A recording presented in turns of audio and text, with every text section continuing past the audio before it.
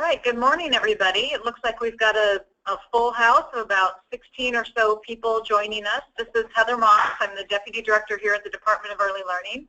And hopefully you're all on the phone for our monthly Standards Alignment Advisory Committee meeting. That's what we want to talk about over the next little bit of time here. And we have a deck of slides that you all should have in front of you that we're going to have members of our alignment work team go over with you over the next hour or so, hour or two potentially. So why don't we start by trying to do a little bit of a roll call. And I think maybe what we'll do is just, what I can do is talk about who I see on the line, and then have others pipe in if we don't call out your name. So Anne Radcliffe from our office, Barb Sattler's on the phone as well, Deb O'Neill and Deetta Simmons, Donna Burkhart is on the call. I think Harriet Dichter, who's one of our consultants, Heather West from our licensing office, John Gould, thank you for joining us. I know this is sort of a new a new project that you're involved in, so thanks for being a part of it. Marie Keller, our longtime great partner, and Bob Kerwin, also from licensing. Ryan, thank you for joining us. Ryan Frico from CCA of Washington stepped up and is going to be participating in this group. We also have Sherry Helton, Cheryl Garrison from now our team, Tracy Kenny, Travis Hansen, Elisa Smith, Vi Nguyen, Wendy Pringle, and I think that's it. And then in the room here, I'll just let folks introduce themselves. Hi, this is Caitlin Jensen, Head Start Collaboration Office, and Elizabeth Veronica. And Maureen Malahovsky, who's just being quiet and manning the IT stuff. Did we miss anybody when I went through the list of who I saw signed into the webinar? Yeah, we used to not able to say. Oh, you can raise your hand. Yeah. Raise your hand and let us know. All right, so just on that note, I wanted to remind you all that everybody is on mute. Because this group gets so big, we're now up to 20 folks. Looks like Adrian just signed on as well. Since we have such a big group, it's much easier to manage the sound and the feedback and just overall conversation if we mute everybody, but you all should have capacity to raise your hand in this webinar tool, and when we see that, we will unmute you so that you can join in the conversation. Is there anything else I need to say about that, Mo or Luba? No, I'm not able to make a comment.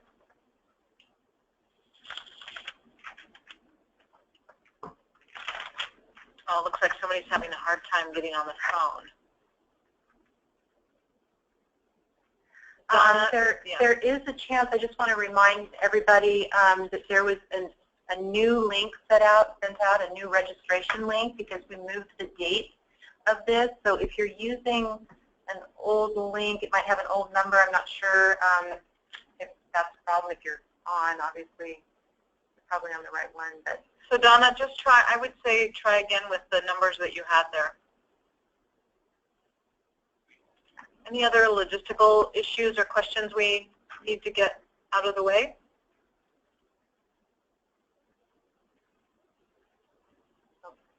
Oh, and Nicole just joined us. Okay. Yes, I'm here. So, hi, Nicole. Thanks. So I'm gonna go over the agenda with everybody real quick, and then promptly turn it over to Nicole. And just so you all know, I'll be staying on the call until about noon. If we finish, that'll be awesome. If not, I'm going to have to step out and someone else will close up the conversation. Oh, there's some people over here. Oh, no worry. Okay, we're going to hold on. We just got a group of folks coming in. You guys want to introduce yourself? We just finished introductions, but you'll be able to see everybody up on the screen, too. Hi, this is Allison with Child Care Resources. Katie Graham from Child Care Resources. Thanks, you guys, for making the trip all the way down. I appreciate it. It's always fun to have other people in the room. It makes the conversation more interesting rather than us just talking to ourselves.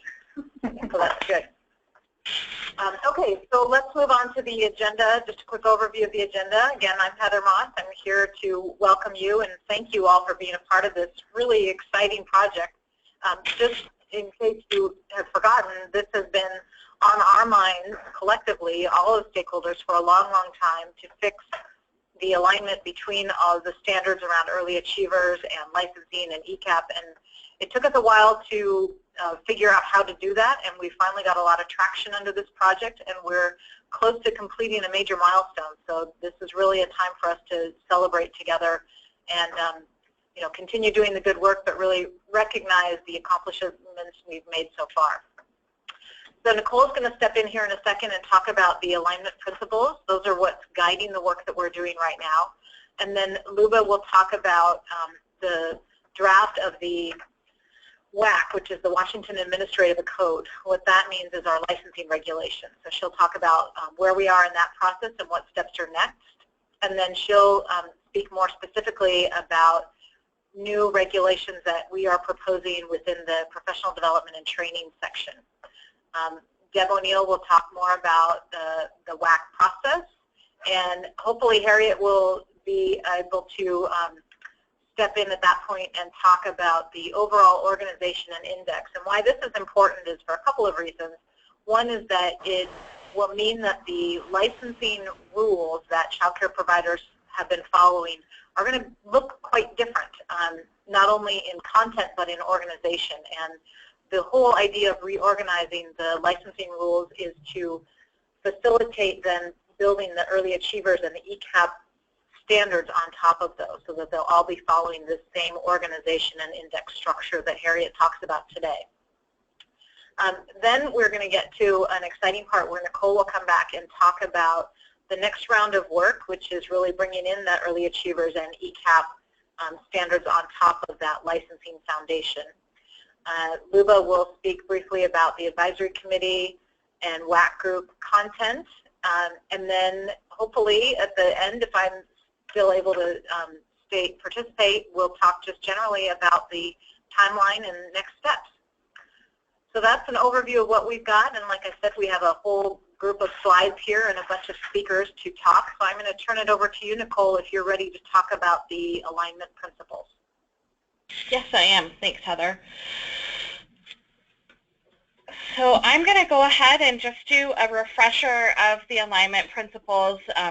We have been engaged in this work for a while, and it's really great to have everyone's participation. And I think it's always nice to go back to the things that were really grounding us as we thought about what alignment work looked like. And so in this visual, what you see is that we really wanted to make sure we were holding children and families in the center of what we were really thinking about as we looked at revisions to our licensing WACs, and then as we think about what are the additional pieces that we want to ensure are part of our early achiever system and ECAP system. And when I say additional pieces, I'm really talking about what is that progression of quality, because again, one of the things that we really wanted to think about with alignment is how are we reducing duplication of efforts wherever possible.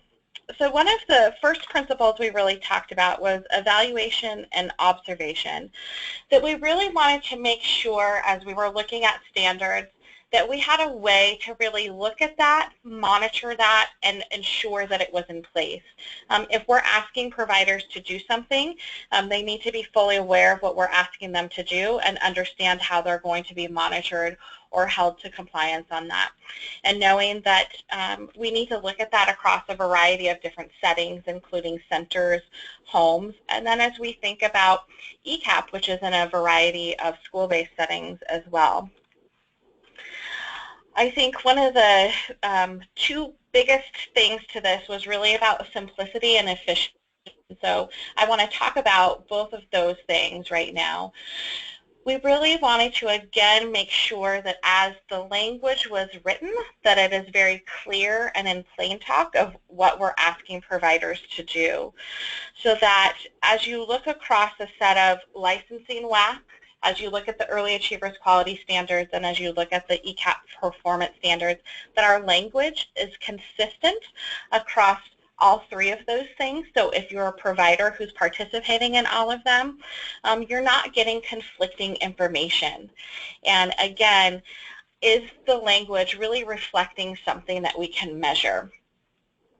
Efficiency is, I think, something that's really at the heart of this process.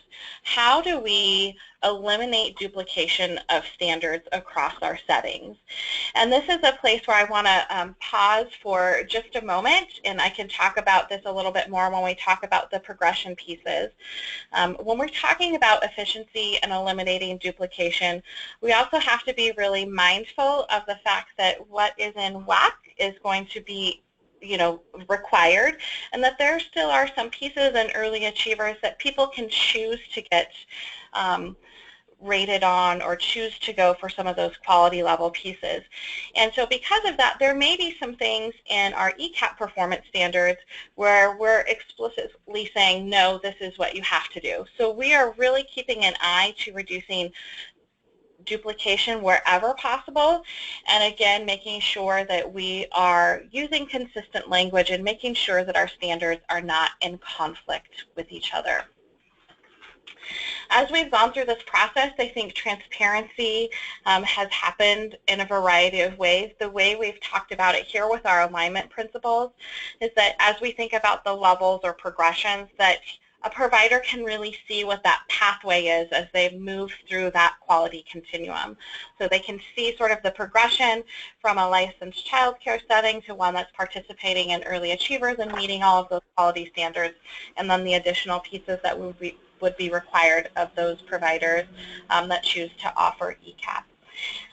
I also think about transparency really related to the next topic, which is community engagement. And one of the things that we've really tried to do through this process is to be engaging you all along the way, but also be going directly out to communities in partnership with Thrive Washington to make sure that we are getting the expertise of stakeholders who are really on the ground and implementing these things.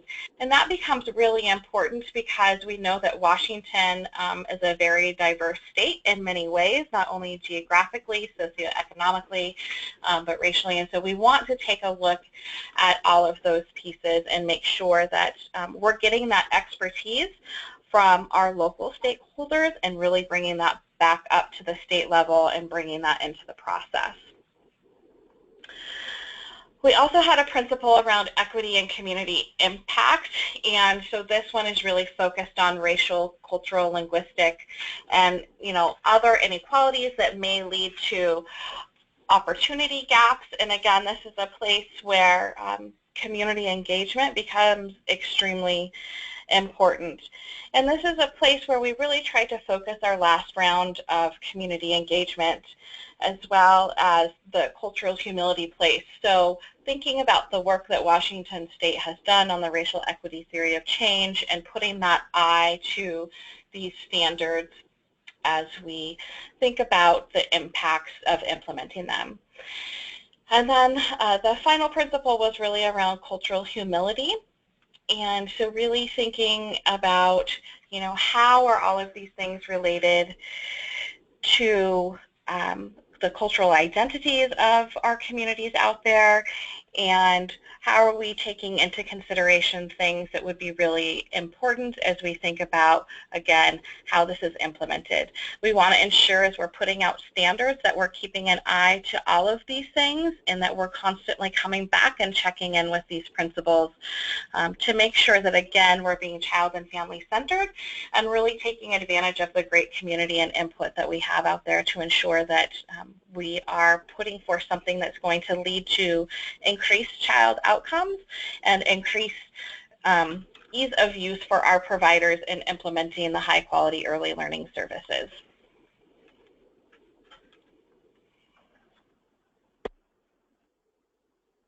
Thank you, Nicole. Before I will jump into the professional development training specifically, I would like to remind us that right now we are in a very interesting point of development of the standards, because in some way we are completing or almost completing the third phase of the progression development. And our WAC rules, so WAC standards, our licensing standards, are at the point of the final drafting while the early achievers and ECAP standards kind of stepping up on developmental, at those developmental levels, first developmental stage. So it's a great point where we are right now, and again, just echoing Heather, it's a lot to celebrate. And at the same time, just would like to remind us all, why do we need to align our licensing standards, not vertically with early achievers and ECAP, but also horizontally?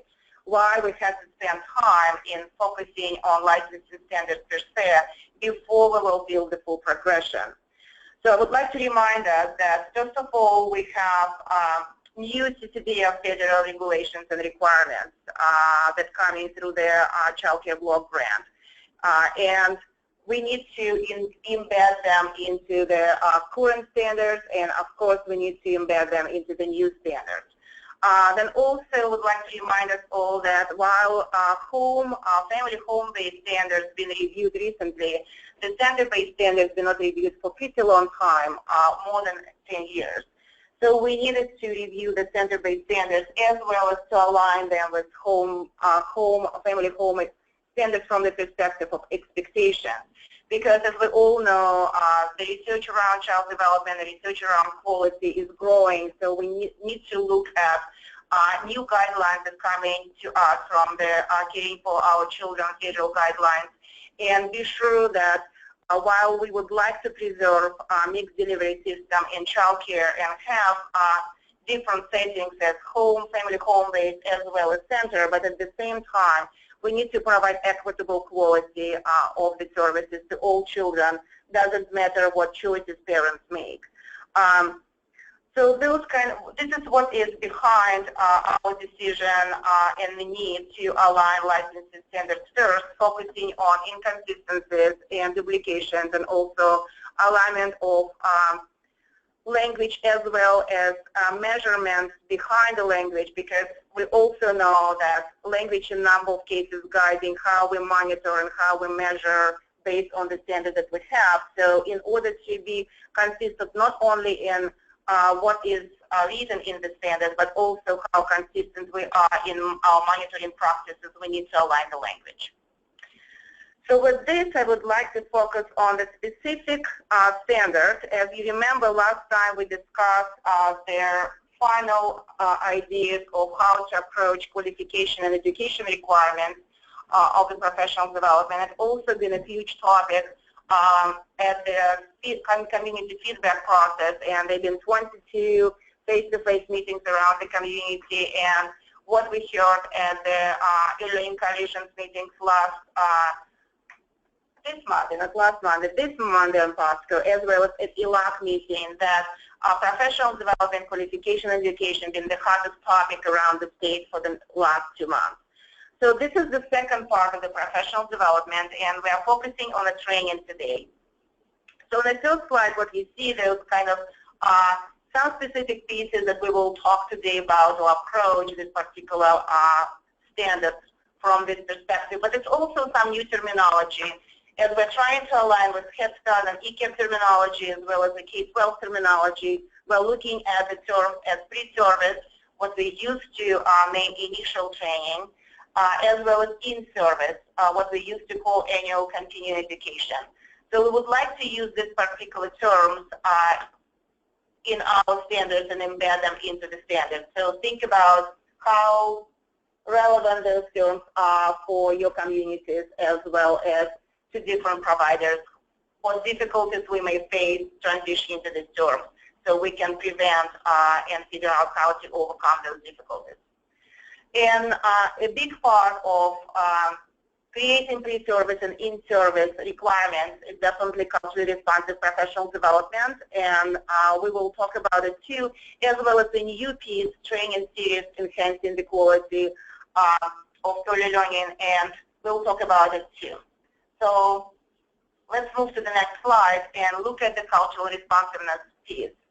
As you know, by the Early Start Act, we are required to create recommendations, and we have to submit those recommendations to legislation by July 1st, and Nicole, correct me if I'm wrong, but I believe it's July 1st, about culturally responsive professional development guidelines. And while the guidelines are in the final stages of development, we would like to embed those guidelines or some principles of those guidelines into the professional development training approach. Then we've also been thinking about how to expand professional development opportunities in communities. From the perspective, we have a system of state-approved trainers. We also have a requirement from CCDF about the state-mandated trainings, trainings like Safe Sleep. So how we will be able to approach it all and at the same time provide varieties of opportunities and modalities of how these trainings could be delivered to the community. And a big part of it is establishment of partnerships to enhance statewide structure for delivery, especially if it relates to health and safety, because as we know, health and safety and child development are our core foundational pieces, specifically in the relevancy to the licensing regulations. So if there are no questions, no comments so far about cultural responsiveness of the professional development trainings, then we will move to the next slide and look at their pre-service. What's supposed to happen for the licensee or for the provider who would like to become licensed and thinking about to become licensed? What type of requirements these new providers will face? And this is within entry point up to a year. So they will have to become a part of the merit system and get their STARS ID and go through the portable background check, and education will be verified. Then it will be licensing orientation, and licensing orientation will include early achievers orientation, because we would like all our future licensed providers be able to understand from the beginning what the great opportunity it is to be part of the early achievers and the early achievers process. And it also will give an opportunity to the providers to have one entry point versus two different entry points. Then we also have mandated by CCDF trainings as Safe Sleep, and this training needs to be taken care of during the first month of employment or the first month of being temporary licensed, and it's true to the providers who are looking to have an infant toddler license or and serve infant toddlers, or staff who will work with infant toddlers. Then also within the month, they will have to complete first aid and CPR, which is the same that they're doing right now. Prevention of exposure to biofluids, and then the new training, which is a DELT-approved child restraint training, which is also a part of the CCDF requirements. And within 6 months, they will have to complete child care basics, which is the same number of hours based on the same topics. We are looking in the future to review it, but for now, it's what we have, because it's meeting CCDF requirements. And also strengthening business practice for administrators and managers, as well as owners of their services. And it's also a new CCDF requirement and needs to be completed within 6 months. Any questions about pre-service requirements that we're proposing?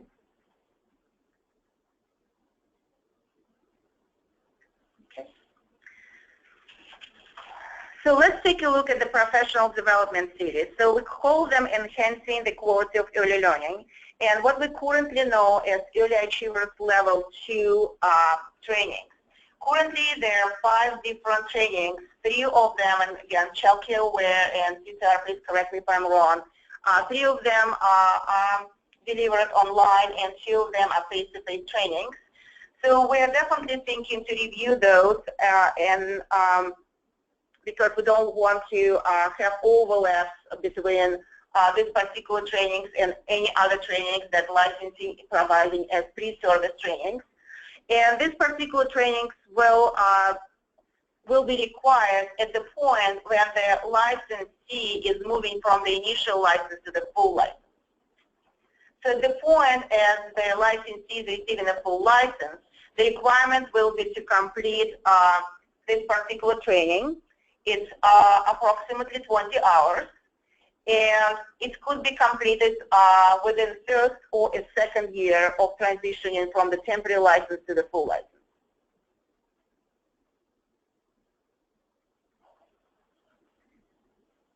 Any questions or remarks about professional development series enhancing the quality of early learning?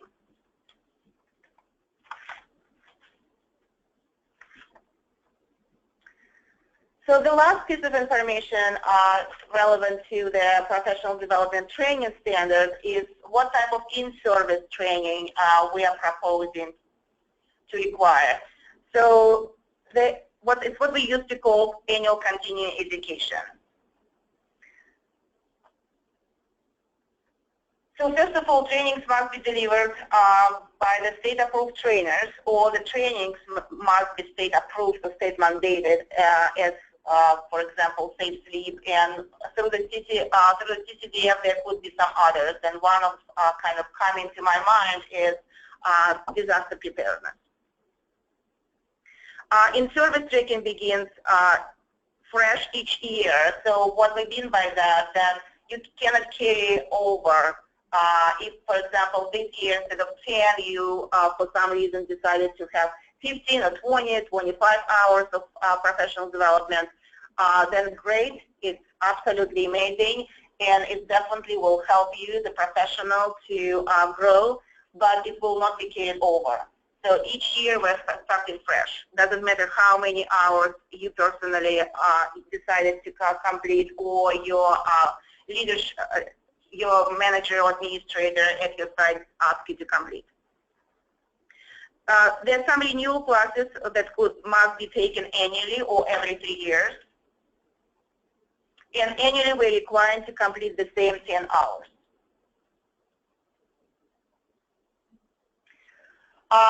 At the same time, what we would like to propose, there will be assigned or designated in-service hours tied to core competencies, or to the cultural competency.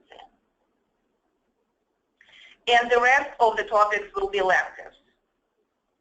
And administrators must complete 3 out of 10 annual hours on professional development relevant to leadership, business management, administration.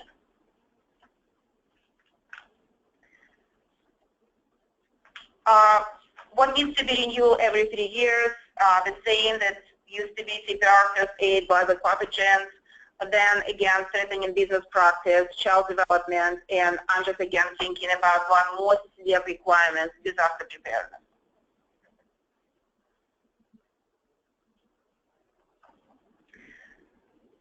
So what we're thinking about in regard of what will be required by the department or mandated federal regulations versus what could be your elective, we're thinking that not more than 6 hours of the agency-directed training.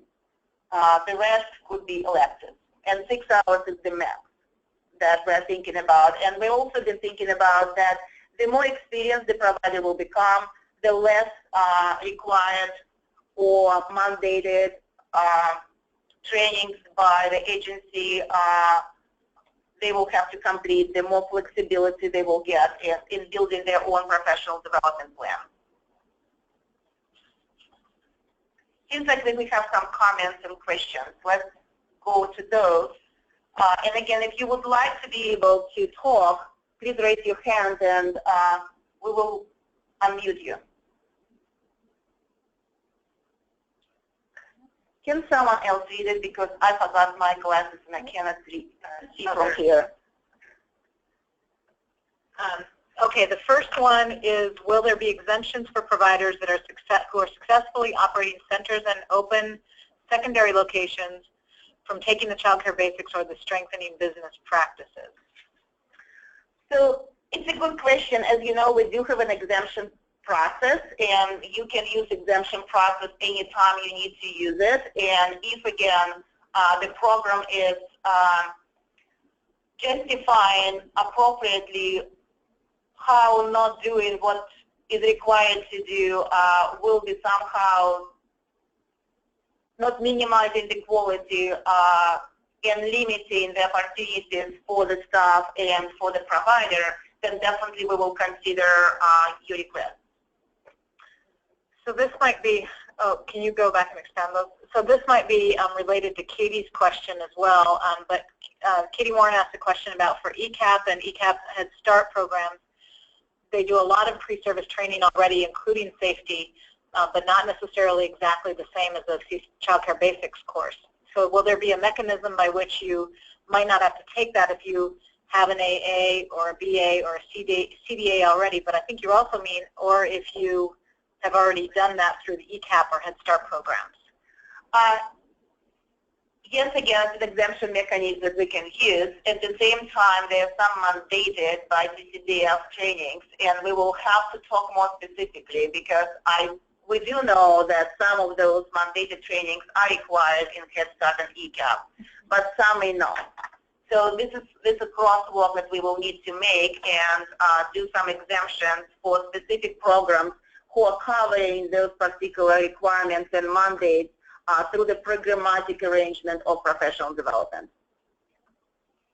Okay, and then Katie had a more specific question about the business practices training that's being proposed. Do ECAP programs need to take this strengthening business practice training? Depending on the level of complexity, it might be considered a waste of time for them or for Head Start. And I can see, for example, if we're talking about school districts and school district admin staff, I can see why it could be a question. Again, we do have an exemption process, and now as it's more open, allowing programs to apply for exemption based on the programmatic policies and procedures and practices, we definitely can take a look at it, crosswalk it, and be sure that programs are meeting CCDF requirements because this particular business practice training is mandated by CCDF. So we need to ensure that it's covering all of the topics that are mandated by their block grant. And I think there also might be an opportunity for develop progressive training in that area so that we can meet our CCDF requirements but develop more sophisticated practice supports over the years, or depending on who's in the room. And definitely we can again create additional type of trainings that ECAP or Head Start or school districts will be interested to take.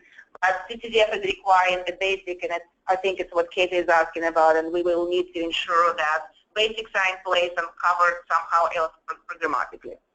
So just to be Katie's voice here, her preference would be not to set up a system for our programs to constantly be applying for exemptions.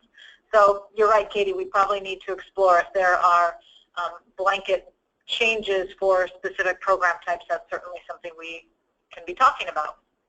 And again, just trying right now ECAP child care partnership exemption process, and now making a more statewide change based on this pilot.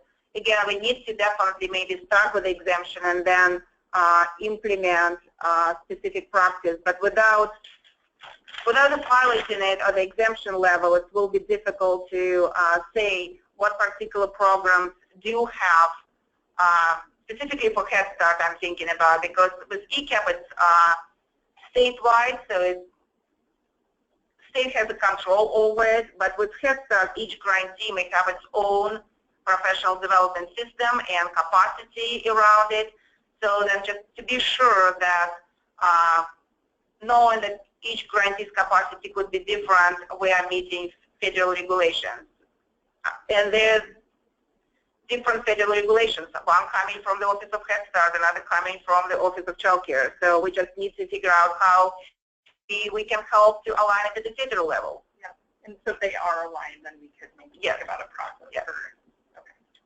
Okay, so Donna has a question, shifting gears a little bit. Donna has a question about, or a point to make, it looks like, that there are a number of CPR and first aid trainings that are only valid for 2 years. This is our partnerships, and because majority of their trainings that have 3-year renewal and some of the annual renewal, they are provided by our partners. So we need to figure out how to align our 3-year renewal with whatever timeline is behind those trainings. and Ryan, we'll get to you here in just a second. We see your hand raised, but I've got two more questions we want to answer. Will there be flexibility based on education level of the provider, i.e. provider with a BA in early childhood? And that's actually very similar to, that's Wendy's question, and Marie's question is very similar to that. How will college coursework impact STARS? It's a good question, and we need to discuss it maybe at the next meeting, and we will start thinking about it, how expectations, qualification expectations, education level expectations may be relevant to the level of trainings that people will need to take, and how STARS trainings could be ongoing STARS, 10 STARS hours, could be counted into whatever other professional development opportunities ESDs or school districts are providing for their direct service staff. But it is important to just remind everybody, too, that regardless of education level, there are CCDF requirements that require annual training in certain places. So I think going back to Luba's earlier point about the required training as opposed to the elective type of training, some of that is, unfortunately, I think unavoidable regardless of education level. Sure. Okay, can we unmute Ryan? Ryan, you're on. Thank you. So just a quick clarification for me. So the level 2 early achievers trainings are now going to be a licensing requirement to be done within the first 2 years of a license. Will that cover their annual training requirements for those first 2 years? So it's a good question, Ryan. So our understanding is that this is what Angela and her group is with Rachel trying to figure out how it will look like as we're embedding it in licensing. So my understanding is that it's level 2, 5 trainings that are done only once. And this is where, go ahead. No, go ahead. So, and we would like to kind of move for the, because just imagine that all of us, let's imagine that by 2020, majority of our providers who are serving families who receive subsidies will be already positive early achievers. So in reality, we are talking about new licensees or providers who decided to start serving children on subsidy. So how to make their processes easier and how to establish one entry point so they will be able to complete their pre-requirements for early achievers as a part of the licensing process. And then as they will decide, let's say as they will complete those trainings, and they will have a point of deciding, and it still will be voluntarily done, I would like to go for the rating or I don't want to do the rating. So if they will decide not to get the rating, then they will not have to do anything else after the training. If they will decide to go for the rating, then it's where the transition from the licensing services happens to child care aware. Saying those particular providers would like to continue with early achievers, this is our referral to child care aware. Okay, and so, yeah, I think so, at least partially. I think I'm still unclear about if someone who gets a new license, who takes those level 2 trainings within the first 2 years of them operating, if they're going to have to get an additional 10 hours on other subjects of training in addition to the 20 hours that they're taking those first 2 years in 2 trainings. No, they will not have to, because we will count those enhancing quality trainings as their 10 hours. Okay, great. And if this is a conversation for later or somewhere else, just go ahead and tell me. But I'm curious about what that means for level 2 then in early achievers. So if people decide to go through the early achievers process, go towards a rating, is this just going to allow more time for them to work on their QIP and get ready for a rating, or are we looking at other stuff coming in that void? And those are implementational questions that we will get to as soon as we will be able to finalize the draft. Then we will move forward with implementation. And those conversations are already happening, as you know, at the statewide Early Start Act group meetings. And my understanding is that we are in conversation with Child Care Away and Rachel with Early Achievers team about this transition. Okay, perfect. And then just one final question is, will the level 2 trainings that will now be delivered more at the licensing level, will those trainings still be delivered by state-approved trainers? Yes, they still will be delivered by state-approved trainers. Perfect. Thank you very much. Any question in the room? Yeah, I just have a kind of a thought reaction, more of a question, but as we think about developing these trainings, I love that you mentioned owners, and I just would encourage and continue to voice that they're typically the stable person at the center. Directors turn over quite quickly at some sites, so if we build these professional development plans to think about what's really key for owners to hold on to and be able to pass on, so every 4 or 5 months you're not retraining a new set of directors, like bringing them in intentionally, owners. Some additional questions? No, we already did that one. Marie is asking, what about private pay providers who are not required to join Early Achievers? Are they mandated to take the level 2 training? It sounds like, yeah. Yes, they will be, because, you know, at this particular point, Marie, they may not be interested, but it's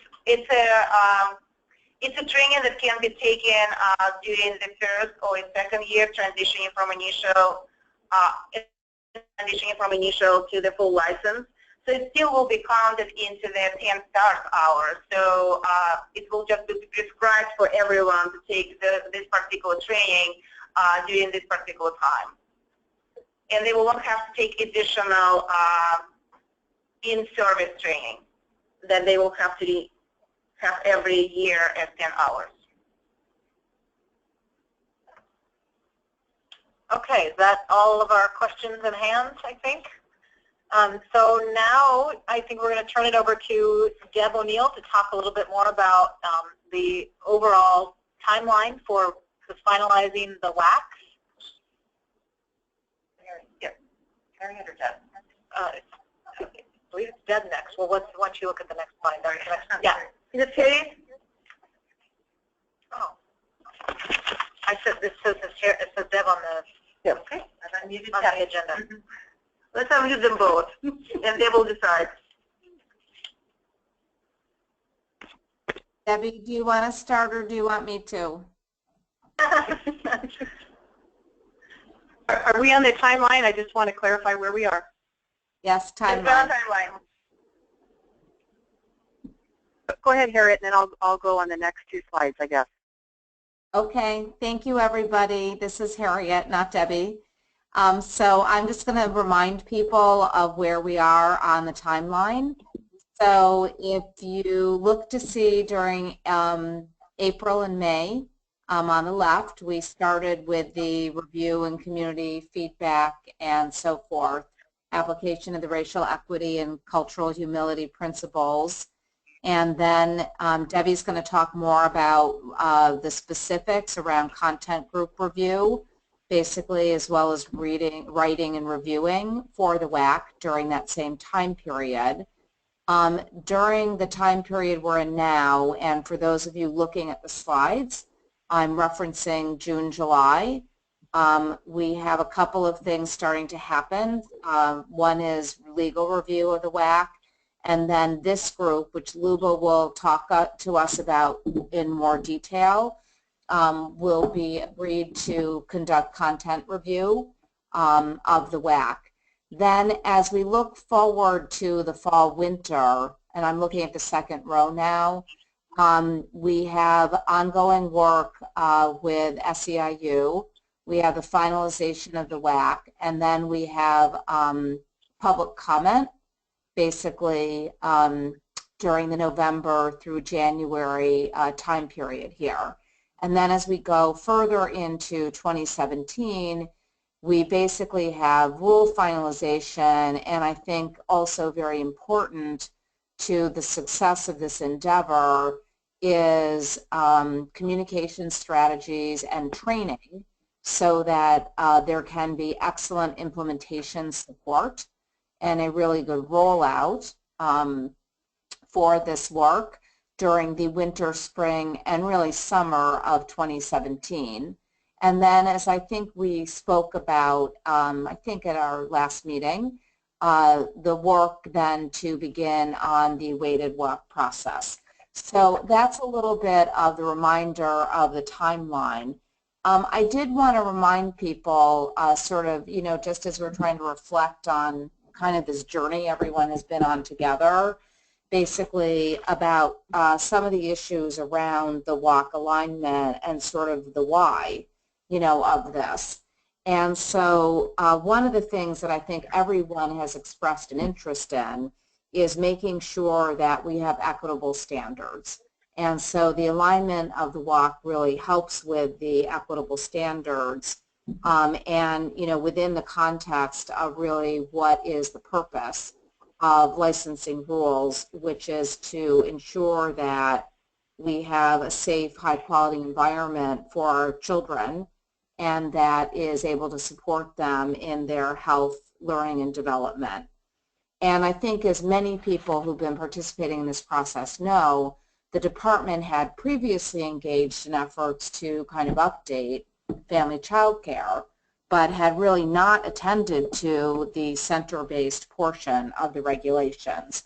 And so alignment is actually a really important process for actually equity between the family and center regulatory frames, not to say that they are completely identical, but to really make sure that they are fully harmonized and that the center standards basically have had an opportunity to be reviewed and to have had the same updating that had happened with respect to the family child care regulations previously.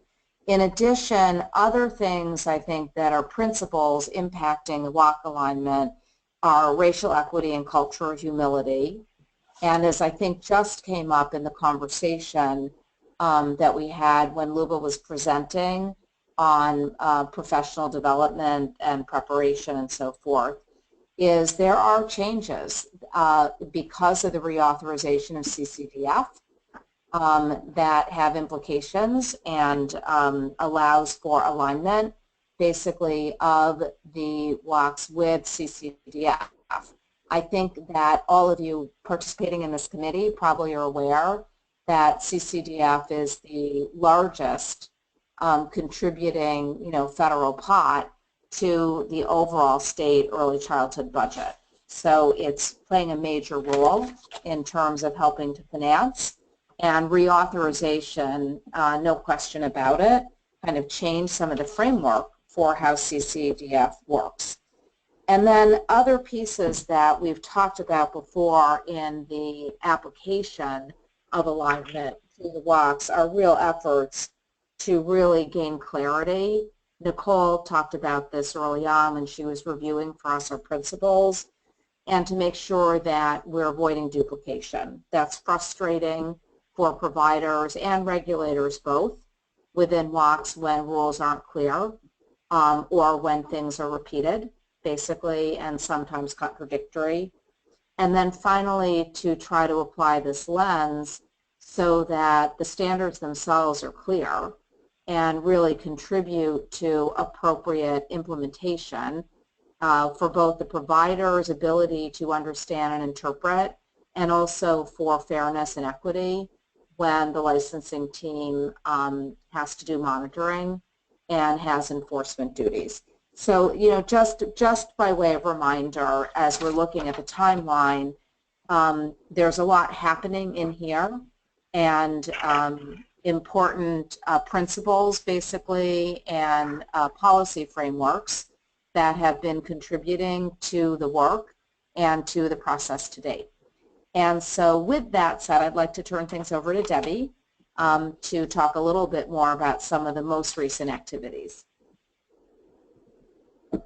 Hi, good morning, and thank you. Can everyone hear me okay? Okay, great. We've had some great opportunity to do some internal review of our WAC and our standard writing process. And one of the review groups that I wanted to share with you today is what we call the content review group. And we had approximately 6 people who participated and received the drafts ahead of time, so they had opportunity to review and really get familiar with the layout and the flow and the language. And then we all convened together for 3 days last month. And the focus again was on content gaps, duplication, the language, making sure, as you've heard earlier, that the standards are equitable and that we are really truly aligning our standards for all providers throughout programs. And we also looked at the organizational flow and clarity. So making sure that as it reads, that it really does have a good flow, and of course the language itself has the clarity for our readers and our regulators as well. We also took a look at the draft language in regards to how we measure that and how monitoring will happen in regards to how the standards are written. So we had some great conversation about how to possibly clarify some things that were already written, and that is in process actually right now for finalization. After 2 full days of reviewing, we had opportunity to come together on that 3rd day to really talk about some good strategies on our outreach and how we communicate both internally and externally. The training pieces, some great ideas in regards to cross-training, being able to train both our licensors and providers at the same time, making sure the messaging coming out from the department is heard across all parties. So I think that will be some great things in the future that we can talk about.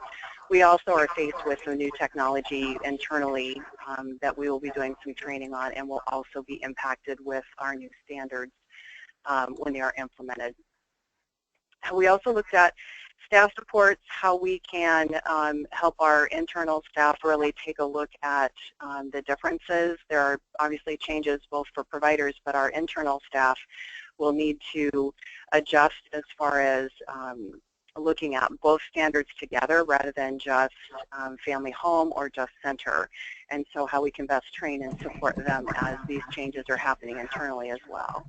And then looking at implementation strategies and how we launch the standards once they are finalized, and we're beginning that process for some strategies on how to be effective with that and intentional with what we're doing in our implementation.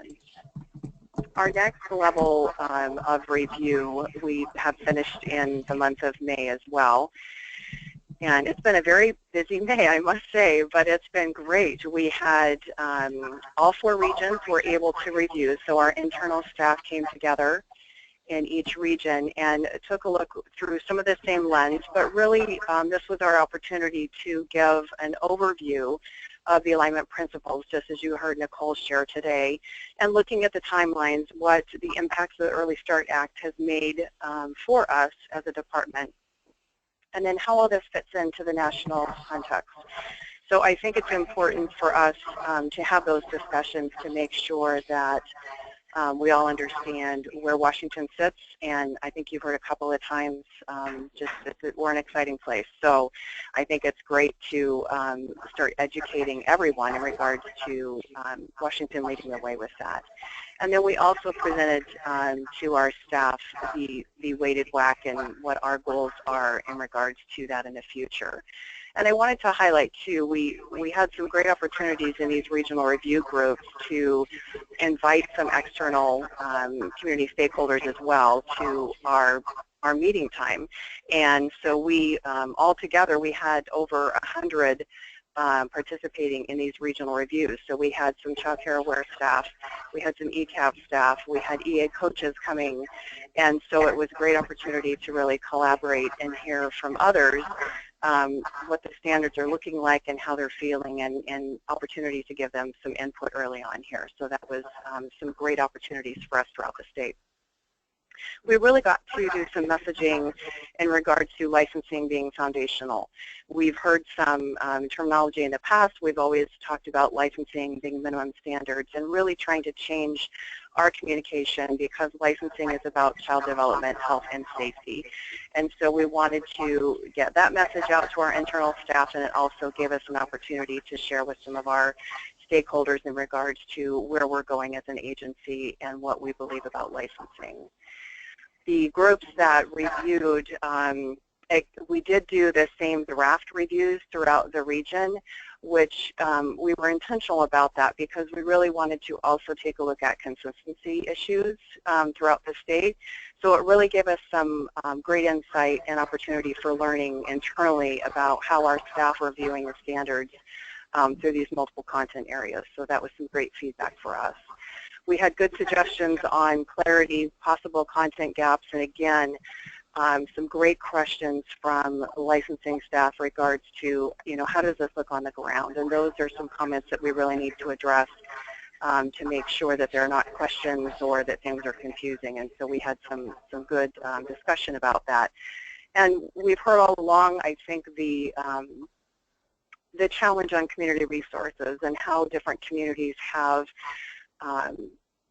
different arms and legs of services that others do not, and how we can write into standards without backing anyone into a corner in regards to that. It's a great thing to do for kids, but how do we get that done, depending on what kind of community resources you have. So some good brainstorming on how to hopefully resolve some of those issues in each of our communities.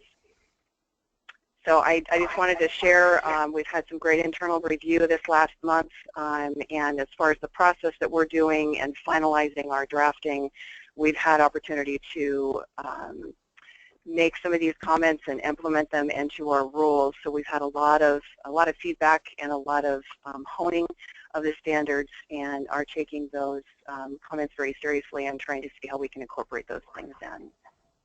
So thank you. Any questions on the review process? I was just going to say that. We have a couple of questions that were typed in that we want to go back, and actually Katie had a question back in the CB work, so we're going to backtrack there for just a second. And then before we go on to Harriet to talk a little bit more specifically about the organization of the new standards. So Katie's question is for all the ECAP and Head Start programs who do all the safety training during pre-service every year in-house, are they going to all have to go through the merit training approval process? Some of them have online modules, if I recall.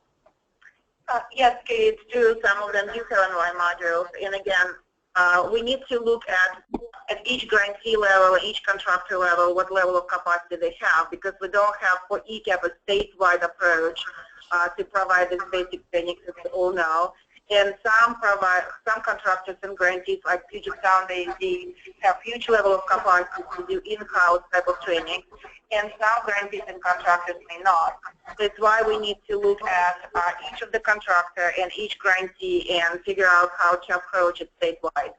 And let's schedule time and bring ECAP into this conversation and bring Caitlin into this conversation and figure out what will be possible to negotiate statewide. And again, it will be great to have Region 10 as a part of it, Region 10 Head Start and Region 10 Child Care. So we will be able to hear from them what are limitations of this type of negotiation could be. And is that true for trainers then as well, that they have to take both the training that they do, whether they're in-house at ECAP or Head Start, and they have to be state-approved trainers for all of the trainings, and my knowledge of Puget Sound AD is allowing me to say that there are state-approved trainers who provide this type of training, or state-approved trainers who develop the training for Puget Sound AD. But I cannot say it for all of the grantees and contractors around the state. Yeah. Okay, the last question I have up here typed is from Vieta, and she just wonders if there's a draft of the new WAC for folks to look at, and I believe it's on the Thrive website. Some of the things on the Thrive website, but again, Vieta, we will talk about advisory committee group review today, so just stay with us. We will talk with traffic shortly. Okay, anything else before we move on? And I think we're going to go back to Harriet now to talk about organization of the new WAC rewrite. Is that right? Yep, thank you, Heather. So, Thanks, Harriet. okay, so everyone can hear me since Heather could. So I'm going to run us through the organization and actually review the index for the WACs. And there actually are a lot of slides because we're showing you all the subcategories. And I think, as is the practice, the slides were already provided to you or will be provided to you as a PDF so that people will have these. So as people recall, if we want to think back historically now to the development of this work, there were categories created for the alignment that map pretty well and sort of emanate from how Early Achievers is organized. And those formed, as people recall, the sort of operating categories for all the analysis that got done across all 3 programs. And they also form the 6 major categories now for the organization of the licensing rules. And so for review, these categories are first, child outcomes; second, family engagement and partnerships; third, professional development, training and requirements; environment, which has 8 subcategories, and we will review these; interactions and curriculum, which has 3; and then program administration and oversight. One of the things that you'll be able to see when we take a look at the new WACs is that there are 87 standards within the 6 major categories. So that's been a good amount of attempting to simplify and approach organization, trying to think about the different user groups and how they would really be able to get into the organization of the rules. So Maureen, if you don't mind moving to the next slide. So I'm going to start to walk us through so you can see, and thank you to Debbie. In this version, everything's numbered, so you'll be able to see the numbers I was referencing before. So the beginning of this is, of course, to start with what's the intent and authority of the licensing rules, and then definitions. Those are, part of a standard regulatory package. And to indicate at the beginning who is required to be licensed. Sort of these are rules of the road issues that are important: active and inactive services, unlicensed programs, tribal and military regulated programs, and anti-discrimination. Then we move into child outcomes, and you'll see that within child outcomes there are items 6, 7, 8, and 9 relating to developmental screening, the child's experience of quality, the WAKIDS tool or alignment to that tool, and then individualized instruction and use of data to improve program quality. The next big section is around family engagement and partnerships, and it's around first, strengthening family self-assessment, and second, family partnership and communication. So let's move on to slide 15. Now we're moving into professional development, training and requirements.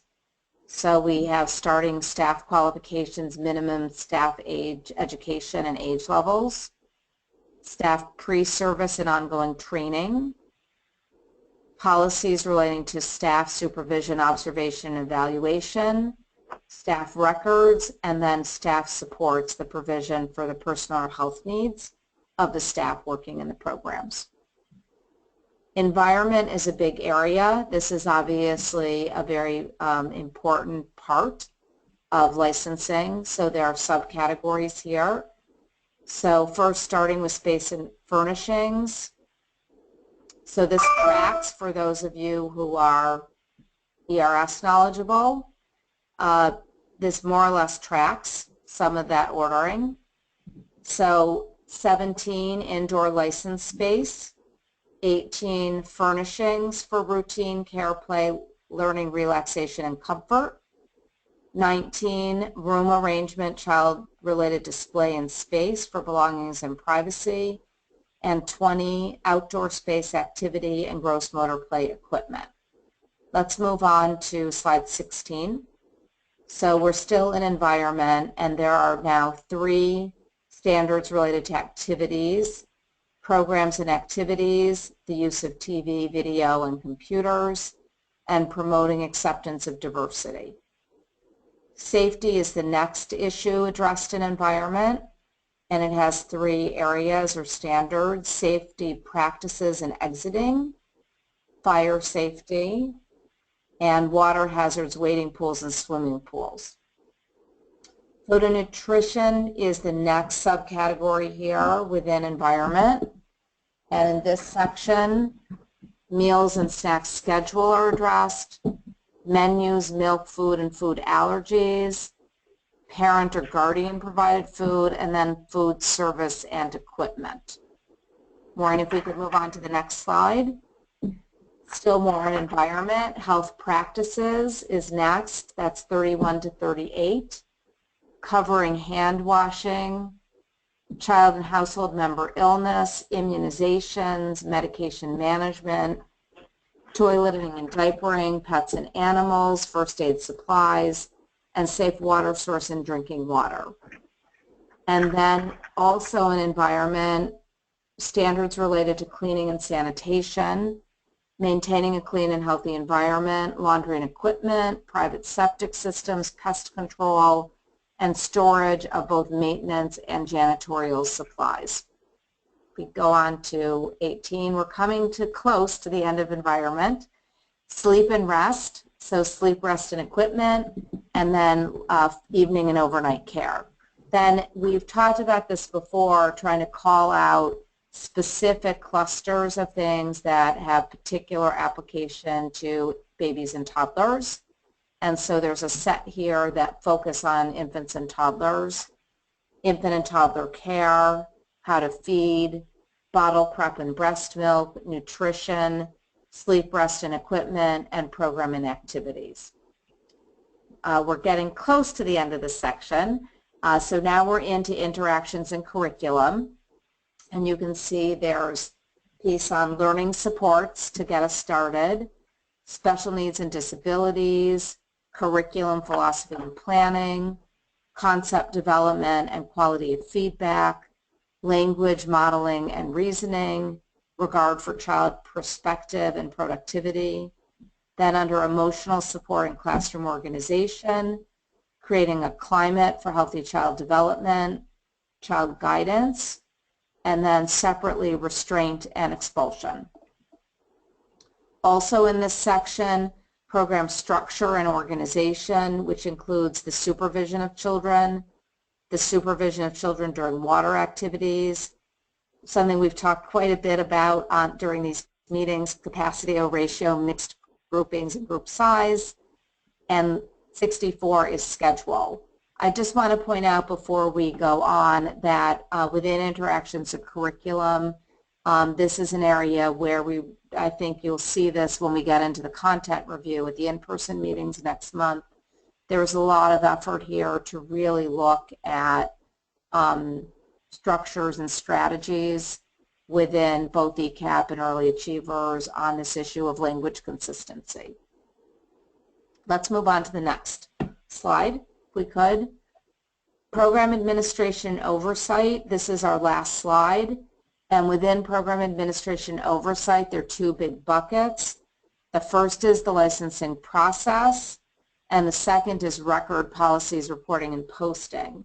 So standards 65 to 73 take us through the licensing process, which covers basics from application, background check fees, who's the licensee and the location of the program, fire and other relevant statutory applications, prohibited substances, initial and non-expiring licenses, subsidy, exceptions, and important, of course, enforcement.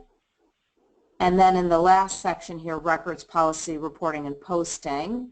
So the parent-guardian handbook, attendance records, child records, facilities records and retention, emergency preparedness plan, child protection and reporting incidents, transportation policy, termination policy, child restraint policies, provider-child relationship policy, health policy, and posting. So that is, I think, it for these slides. I think if we go to the next slide, it should say, or I hope it says, questions and suggestions. So I don't know if people have been asking questions, but Debbie and I will do our best to be responsive to anything people want to raise now. I just unloaded the questions or comments for us. So Deanna's going to ask staff handbook, question mark. So probably some more explanation about what that means. Debbie, do you want to address that? I'll mute Debbie. I was not able to hear the question very well. Can you repeat the question? Staff handbook, question mark. Wondering if programs will be required to have a staff handbook. Oh, the staff handbook. That would be included in the staff policies, which is in the professional development training and requirements section.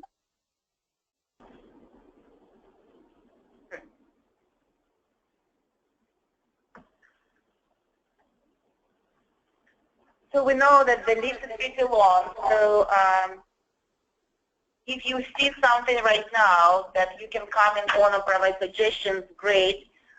If not, again, review it and let us know. I would like to mention that we definitely looked at the differences between settings, center and family home-based. And while the titles of the rules are the same and majority of the rules are aligned, there are some differences. The general expectation statement is kind of opening the standards like that, but then the divide, the separation of the center-based and family home-based language will be part of the same standard. So you see it's one document, but for different settings there could be different standards or differences in some expectations depend on the setting differences.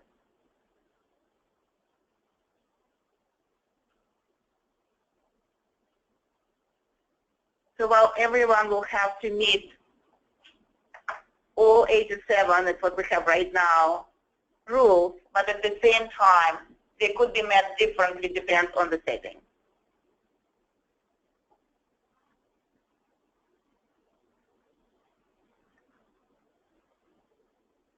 Any other questions or comments? Raise hands before we will move forward.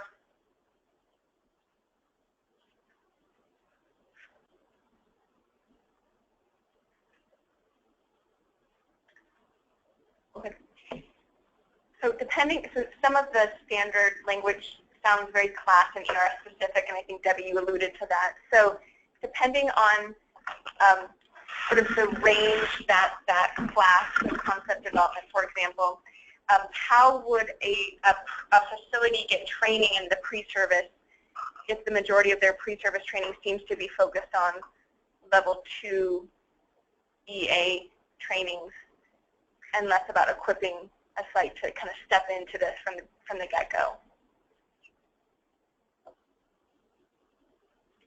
So while the titles may sound the same, but the requirements are, again, at the level of licensing, not at the level of early achievers.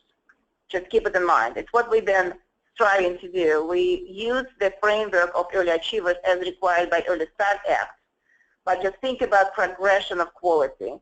We're talking about foundational level of quality and requirements versus early achievers level. So it's a pre-early achievers type of requirements, let's put it this way. And looking at the standards will give you definitely a better picture to say what are we requiring. But we're definitely requiring developmentally appropriate practice being implemented in the classroom and some and definitely asking for interactions that will be positive and initiate learning. But this is the level of learning support piece that's kind of foundational in licensing. Debbie or Harriet, anything you would like to add? So I think what I was going to say, it's interesting that I'm hoping that looking at the organization, right, and seeing sort of where we are really will whet people's appetite to come to the in-person meetings, to be able to go and take the look at the actual documents. Because I think that I agree with what Luba just said, you know, that you may see language that looks familiar to you from, you know, things that you know around ERS or class, but the effort has really been to focus on what's appropriate to a licensing level. And I think the way, you know, I can envision a lot of questions that might come up now from just looking at the index. And I think the in-person meetings that will be held later this month, early next, will be really good opportunities to try to see how the structure really maps into the whole of alignment, but into appropriate expectations for the licensing level.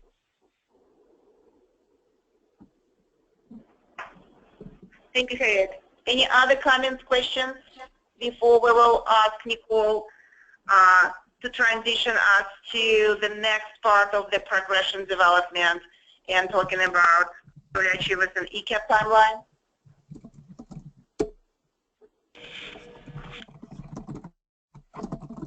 Nicole, we're ready for you. Okay, great. So we've spent a lot of time today talking about the WAC progression or the WAC pieces, and now I want to talk a little bit about the progression pieces. There's been an incredible amount of work that has gone into the WACs, and now we're really starting to be able to hone in and focus on what needs to happen in the early achievers and ECAP sections. And so the slides that you should be looking at has our standards writing review and timeline on it.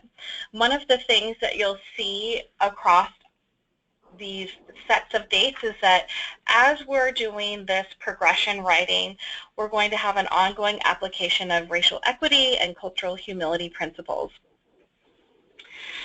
What we are in the process of doing right now is reviewing all of the WAC drafts and taking a look at that and then deciding were there some recommendations that we needed to make, additional recommendations we needed to make with an early achievers and ECAP lens. So we're looking at sort of how all of the WAC has settled out before that goes to legal review.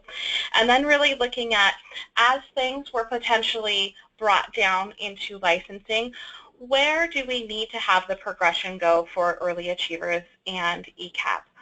So we have the timeline on here of starting August 2016 through January 2017. One of the things I want to acknowledge, given that timeline, is that there was a lot of work that has been done as the WACs were being written. There was some progression work that was done as well. And so this is really a continuation of that writing and really being able to see, are there any changes or shifts we need to make now as we've seen, again, sort of the WAC pieces settle out. So from August of this year through January, we will be doing some intensive writing and reviewing of the early achievers and ECAP standards. And during this time, we will also be doing a community engagement process to ensure that we're getting feedback as well. And the goal is going to be to enter any of that feedback back into, again, the progression and the standards writing process. Our goal is in February through July to have a more finalized set of standards, really be thinking about what the communications around those standards look like, do some further community engagement, and then start to think about what the training and implementation plan looks like. One of the things that I want to note about this timeline is it is a very broad timeline. And so our quality practice and professional growth team, along with Luba and her team, will be connecting to really come up with a more detailed timeline that we can share with you all. So it looks more similar to the WAC timeline that you saw. And part of that is we want to make sure that we're planning feedback at appropriate times and setting some realistic expectations about how we can get the information out there. So this part of standards writing really is taking that foundational WAC that has now been set and writing the progressions for early achievers in ECAP. This is also a time where I think, you know, all of the comments and things that you all have been bringing up today certainly have an impact on this piece as well. When we think about level 2 requirements and, you know, if those trainings are going down into licensing, you know, what does that mean for some of the other trainings? And so that gets us to part of sort of this larger implementation piece and larger pieces of really thinking about what does the continuous quality improvement process of early achievers look like. This is also a time for us to really bring back in a lot of the work that was done around ECAP performance standards a couple of years ago when we were going through the revision process. So again, we'll be putting out a more detailed sort of work plan around this as we come together and look at that and really be thinking about what are the points of engagement, how are we working with Thrive through this, how are we working with Child Care Aware, and then some other avenues that we already have in place around ECAP in particular. Any questions, comments, Nicole?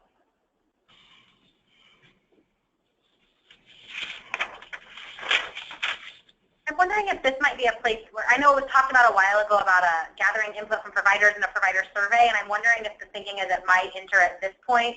I don't know if it's happened broadly yet, but I know that's been an ongoing conversation. So wondering if that's still into your timeline, Nicole, or if it's going to be built into the more WAC development timeline from here forward.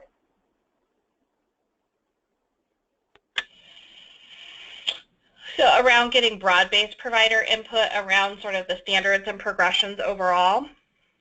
Yeah, and like the duplication, those types of things, yes. So I think that I guess I would answer this in a couple of ways, and then Luba, it'd be great to hear your perspective as well. So I think part of that has been the community engagement process so far with the WAC pieces, but I also think that as we go and do community engagement around sort of this progression writing, that I think my goal would be that this is the time where people can see everything together, so a provider would be able to see that whole continuum, and that would allow an additional opportunity to have those duplication questions and conversations. Absolutely. Yeah, absolutely. Yeah. And again, there's a lot of things that have been done in regard of aligning and eliminating inconsistencies, but it will be additional time for us to ensure that if we do have some duplications, it's what Nicole kind of alluded to at the beginning, because we have a flexible system in early achievers, and providers can choose how to get the number of points that they need to collect. But at ECAP, it will be for ECAP team to decide what part of the early achievers will become standard versus level of flexibility for early achievers only to choose from.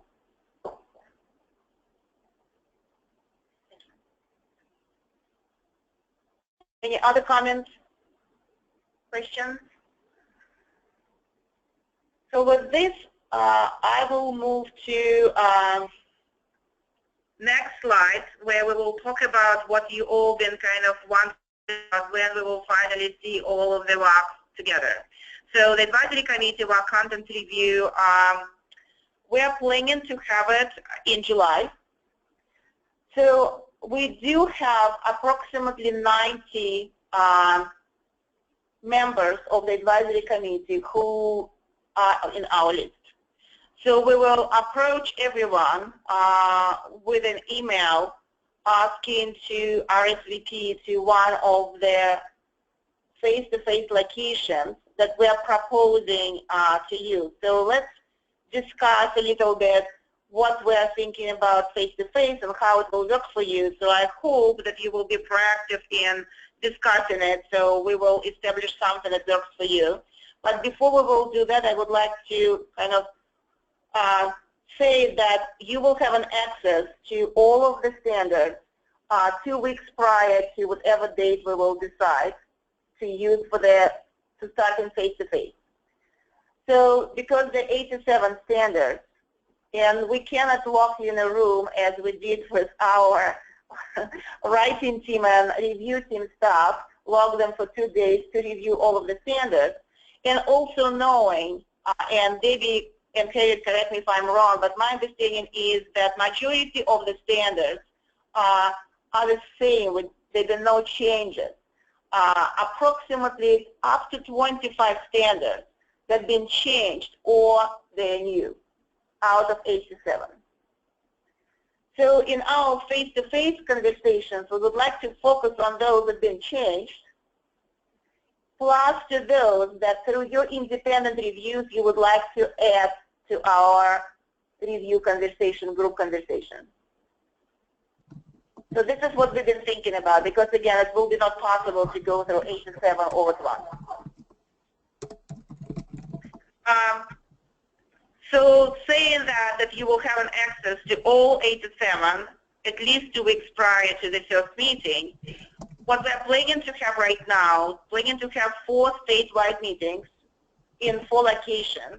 We're thinking Tri-Cities, Everett, Renton, Vancouver, or Olympia right now. It depends on how many people will RSVP for each location. So we're thinking to include Saturdays, or at least have 1 Saturday, because as much as we would like to have 4 Saturdays, so all of the providers will be able, providers who are part of the advisory committee will be able to join. At the same time, we don't have, unfortunately, available 4 Saturdays where we can actually have all of the meetings. So we will try to have at least 2 Saturdays or nights, so the providers who are part of the advisory committee could join us. So we're proposing the time frame, the first 2 meetings, we don't know in which location those first 2 meetings will be, to schedule from, in a time frame from July 6th to July 9th, and the next 2 schedule a week after, July 13th, July 16th. And the conversations will be facilitated by the Alignment Steering Committee members, which, as you know, is our Department of Early Learning internal cross-content group, who is fully aware and fully advising and recommending and making decisions around whatever proposed standards or proposed activities we're bringing to your attention. Ellison, can you please help me to read what is on the screen? Thank you. So I think Katie's questions are going back to when we were talking about the EA and the ECAP alignment there at the very end, and Katie asked, does that mean we're moving some of the EA requirements up to ECAP? I didn't entirely understand that. So Nicole, can you please help us to answer this Katie's question? Sure. So Katie, I think that what we're really trying to talk about is that in Early Achievers, because people can choose which areas they want to go for points, when we think about completely reducing duplication between sets of standards between EA and ECAP, that might not be possible, because there are some things that someone could choose to do in Early Achievers, like let's say the Strengthening Families piece, but they have to do it in ECAP. Or someone could choose to do curricula and assessment in Early Achievers, but they have to do it in ECAP. So therefore, you may see it in both places. So I'm not necessarily saying, ECAP has to be rated a level 4, so they've got to do some combination of things to get points, but there are still things that we absolutely want them to do in ECAP, like ongoing, I'm using curriculum and assessment again, but ongoing assessment and curricula practices. Does that help answer the question?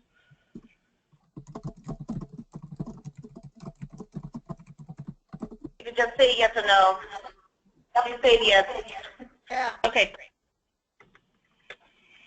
One more question from Sherry. Would this be all day for all 4 days for these meetings? So we're thinking that there will be one meeting in a particular location. It could be day long, but I think it will be too much to swallow maybe. But we are right now thinking up to 4 or 5 hours, depends on what level of content you would like to review. So right now think about 1 day, 1 full day of reviewing the standards in one particular location. And again, you can choose any location because of the proximity or because of the time that is more applicable for your calendar. And again, we will do our best to be able to accommodate our providers. So it's very much possible that our meetings will not start in the morning. They will start after, around 1 o'clock, so that we will be able to bring people, providers, our members of the advisory committee.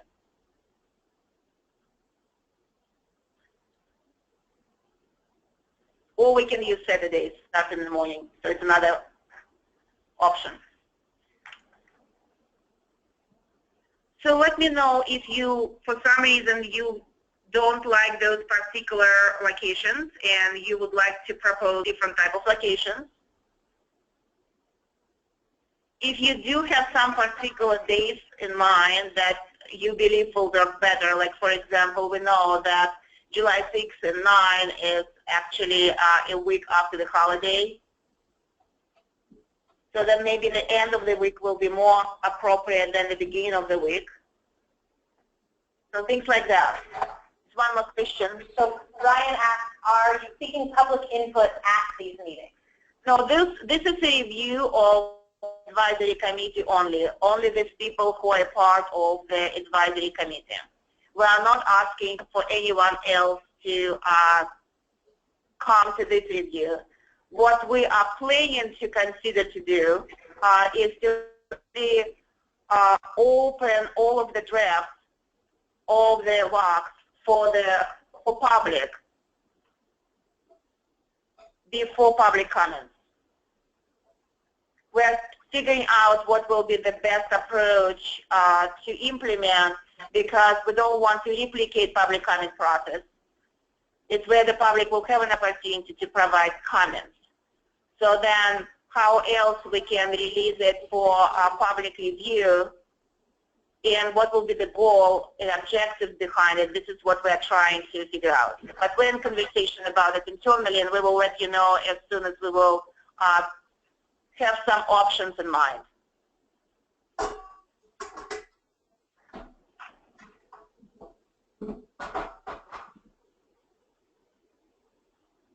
Any other comments or questions? So then if there are no specific preferences of the locations or times or dates and so on, then what we will do, we will choose the locations based on the availability of the space in different locations, the dates that you have here, and then we will send an invite to RSVP, so we will know how many people to a particular location we will be able to have. I would like you to know that even if we will have 2 or 3 or 4 or 5 people in a particular location, we still will proceed with the meeting. It may not take as long as, but we will definitely have staff who will help to review and look at the specific subset of the standards, again, that been changed, or the new standards, plus those that you will identify through your independent reviews and would like to talk about specific ones that are in interest of you.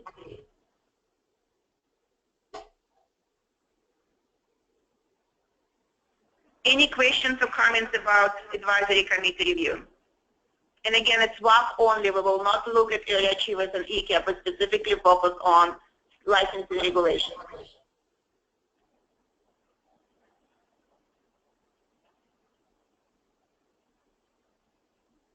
Okay, then moving forward, Nicole, do you want to talk about Align's timeline?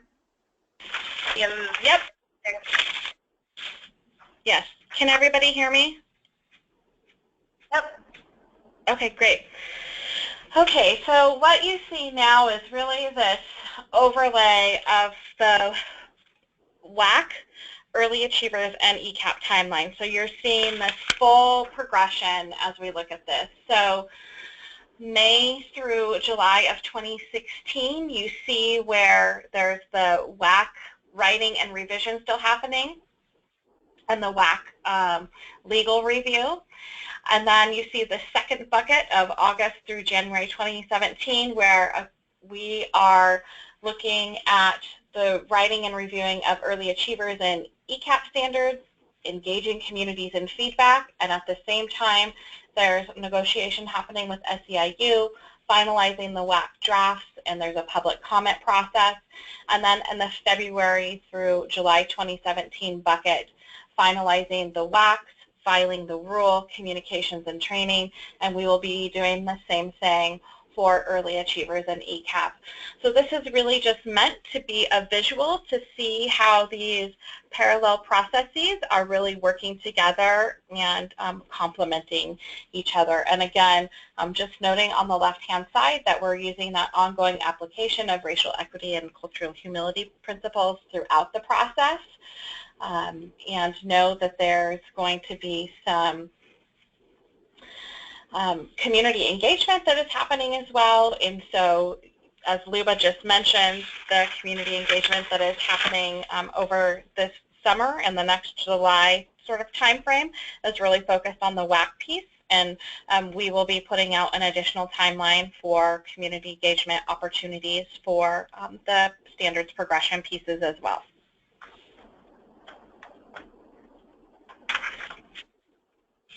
Okay. Thank you, Nicole. Building agenda for the next meeting, I would like to let you know that we will invite Thrive by 5 and Early Learning Regional Coalitions to bring the report of the WAC feedback process that is happening in April and June of this year. All data being already collected. Thrive is developing summaries for each region. And as soon as summaries will be ready, they will be posted on the Thrive website. And I hope that all of you know how to access Thrive website on standards alignment. And then those summaries will be analyzed and the report will be created. And the due date is by the end of July of the 1st. The report will be available for public review. So it will come to your attention prior to it.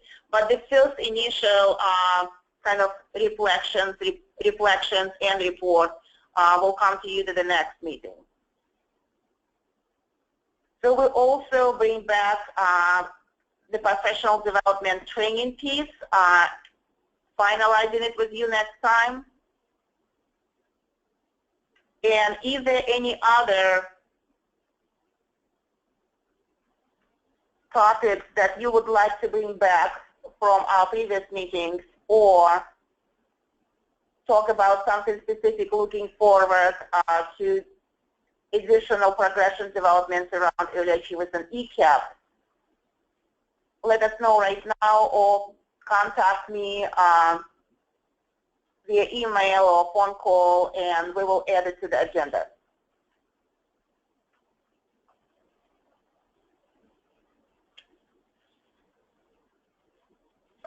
Okay. Any additional comments, questions?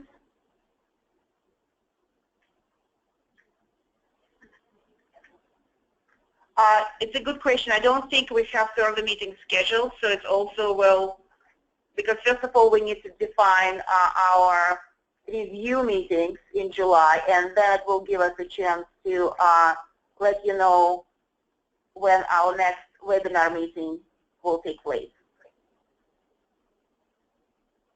Thank you so much for being with us today. I appreciate all of the comments, suggestions, and questions. Please contact me directly anytime you have any wonders about the process. And we're looking forward to see your RSVPs for the Advisory Committee WAC group review, as well as additional topics for the agenda for the next meeting. Thank you. Have a great